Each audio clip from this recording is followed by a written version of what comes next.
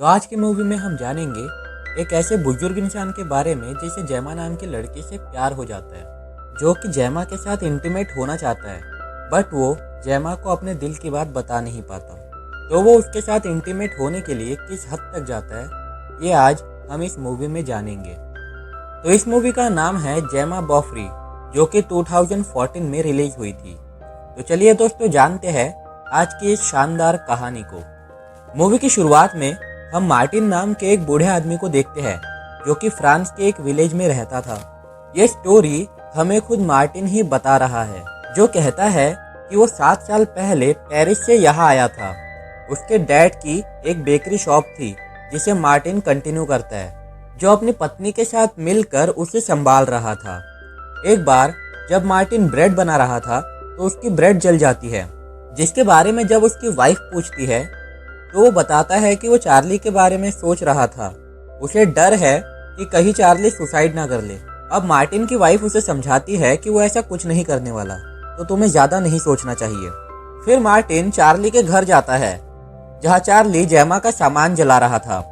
असल में चार्ली जैमा का हस्बैंड था, और वह ऐसा क्यों कर रहा था यह हम इस मूवी में आगे जानेंगे। अब चार्ली जब वहाँ से चला जाता है, तो मार्टिन को जैमा की डायरी मिलती है, जो कि मार्टिन छुपके से अपने पास रख लेता है। फिर घर आकर मार्टिन उसे पढ़ता है, जहाँ से इस मूवी की असली कहानी शुरू होती है। अब फ्लैशबैक में हमें दिखाया जाता है कि जैमा की शादी चार्ली से हो रही है, जो कि जैमा को लेकर इस छोटे से विलेज में आता है। अब मार्टिन जब अपने न्यू नेबर्स को देखता है, तो वो उन्हें ग्रीट करने के लिए उनके पास जाता है, जहाँ वो काफी बातें करते हैं। फिर एक दिन चार्ली जैमा को लेकर मार्टिन के बेकरी में आता है, जहाँ जैमा को मार्टिन की बनाई ब्रेड काफी पसंद आती है। मार्टिन यहाँ जैमा की खूबसूरती को देखकर बहुत ज्यादा अट्रैक्ट हो जाता है। एक बार मार्टिन जब अपने घर आ रहा होता है, तो उसकी मुलाकात जैमा से होती है। वो दोनों आपस में बातें करते हुए आने लगते हैं। उसी समय मार्टिन जैमा को एक गार्डन दिखाता है, जहाँ के फ्लावर्स देखकर जैमा बहुत खुश होती है। फिर उसी रात चार्ली मार्टिन के पास आता है और बताता है कि अचानक से उसके घर की बिजली चली गई है। तो मार्टिन उसके घर आकर बिजली ठीक कर देता है। तभी मार्टिन की वाइफ भी उसे ढूंढते हुए वहां पर आ जाती है। तो ये सभी मिलकर ड्रिंक करने लगते हैं, पर मार्टिन ड्रिंक करते हुए भी सिर्फ जैमा को घूरे जा रहा था। इन्हें इसी तरह काफी दिन बीत जाते हैं। एक दिन जैमा मार्टिन की बेकरी पे आती है और उसके ब्रेड्स की काफी तारीफ करती है। मार्टिन उससे पूछता है कि क्या तुम इनकी रेसिपी जानना चाहती हो, तो जैमा तुरंत उसे हाँ कह देती है। अब मार्टिन जैमा को किचन में ले जाता है। जैमा भी यहाँ ब्रेड बनाने की कोशिश करती है। तब मार्टिन उसके पास आकर उससे पूछता है कि तुम्हें ब्रेड बनाते हुए कैसा लग रहा है, जिस पे जैमा कहती है मुझे इन्हें बनाने में काफी मजा आ रहा है। अब किचन में काफी गर्मी होने की वजह से जैमा अपना स्वेटर उतारती है, और ये मूवमेंट देखकर मार्टिन खुद पर कंट्रोल नहीं कर पाता, और वो जैमा को अपने साथ इमेजिन करने लगता है। मार्टिन बेकरी के बाद अपना सारा वक्त फैमिली को देता था। अब काफी दिनों बाद रास्ते में मार्टिन को जैमा मिलती है। वो उससे पूछता है कि तुम इतने दिनों से ब्रेड लेने क्यों नहीं आई। तब जैमा उसे बताती है कि आजकल वो डाइटिंग पे है, इसलिए वो ब्रेड नहीं खा रही। फिर वो उसे बाय कहकर वहां से जाने लगती है। तभी जैमा की पीठ पर एक कीड़ा काट लेता है, जिससे वो दर्द में चिल्लाते हुए मार्टिन को मदद के लिए अपने पास बुलाती है। मार्टिन उस कीड़े को हटाता है और कहता है कि मुझे इस कीड़े का जहर बाहर निकालना होगा। तो वो उसके जहर को चूसकर बाहर निकालने लगता है, मगर तभी एक लड़का वहां आकर उन दोनों को देख लेता है। वो मार्टिन को दूर हटाता है और मार्टिन उसे सिचुएशन एक्सप्लेन करने लगता है कि तभी जैमा बेहोश हो जाती है। तो वो दोनों उसे कार में बिठाकर हॉस्पिटल ले जाते हैं। डॉक्टर उसका ट्रीटमेंट करता है और बताता है कि तुम काफी जल्दी ठीक हो जाओगी। फिर वो लोग घर वापस आने लगते हैं, और जैमा कमजोरी की वजह से मार्टिन के कंधे पर सर रख के सो जाती है, जो कि मार्टिन को काफी अच्छा लगता है। अगले दिन मार्टिन जब अपनी बेकरी के बाहर खड़ा होता है, तो जैमा को उसी लड़के से बात करते हुए देखकर सोचता है कि इनका अफेयर काफी जल्दी शुरू हो जाएगा। इसके कुछ दिनों बाद जब मार्टिन कहीं जा रहा था, तो उसे रास्ते में जैमा की कार दिखाई देती है।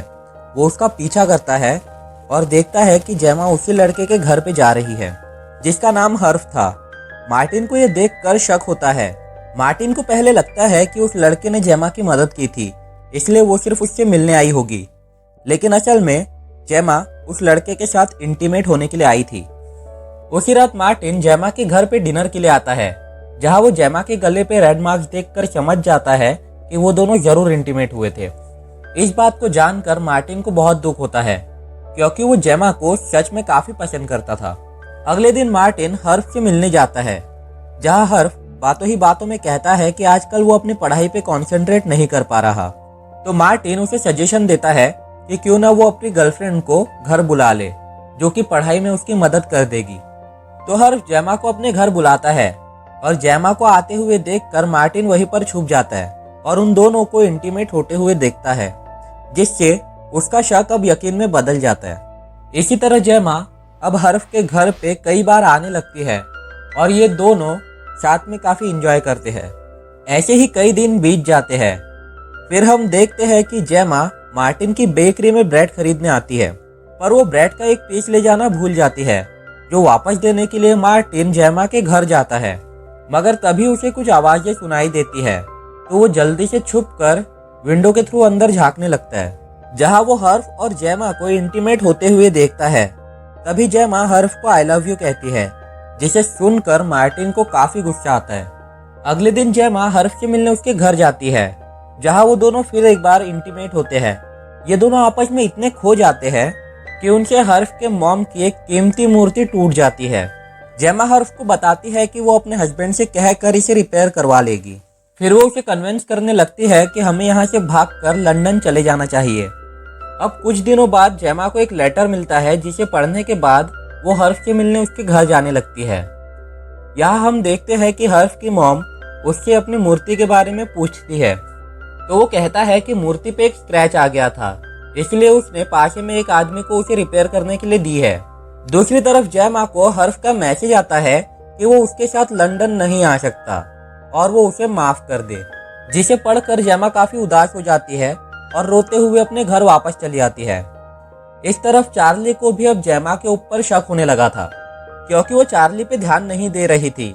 इसी बात से नाराज होकर चार्ली कुछ दिनों के लिए लंदन चला जाता है और अगले दिन जेमा का एक्स उससे मिलने आता है, जिसका नाम पैट्रिक था।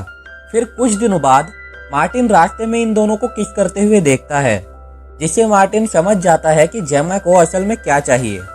अगले दिन पैट्रिक जेमा से मिलने उसके पास आता है, जो कि आपस में बातें करने लगते हैं और उसी वक्त चार्ली भी अपने घर वापस आ जाता है और कुछ देर बाद वो चिल्लाते हुए मार्टिन से मदद मांगने के लिए आता है। जब मार्टिन घर के अंदर आता है तो वो जेमा को मरा हुआ देखकर शॉक रह जाता है। कुछ देर बाद पुलिस भी वहां आकर जेमा की बॉडी को ले जाती है।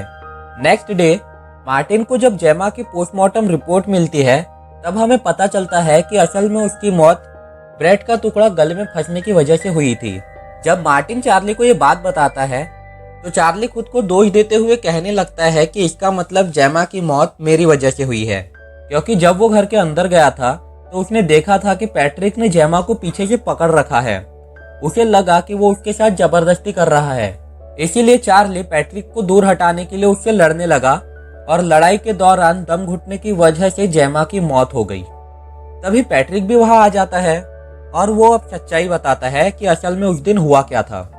अब वो कहता है कि जब हम अकेले थे, जेमा ब्रेड खा रही थी और वो पीछे से किस करने लगा था। किस करने की वजह से जेमा के गले में ब्रेड का एक टुकड़ा फंस गया और जब वो उसे निकालने की कोशिश करने लगा, उसी वक्त चार्ली वहां पर आ गया और वो दोनों कंफ्यूजन की वजह से लड़ाई करने लगे। लड़ाई के दौरान वो दोनों जेमा के बारे में पूरी तरह भूल गए और उस बेचारी की मौत हो गई। तो दोस्तों, इसी फ्लैशबैक के एंड के साथ हमारी ये मूवी भी यहाँ पे खत्म हो जाती है। अगर दोस्तों आपको ये मूवी पसंद आई होगी तो इस वीडियो को लाइक करें और कमेंट में मुझे बताएं कि अगली मूवी मुझे कौन सी लानी चाहिए। और इसी तरह की मूवीज देखते रहने के लिए हमारे चैनल को सब्सक्राइब करें। मिलते हैं दोस्तों अगली वीडियो में, तब तक के लिए धन्यवाद।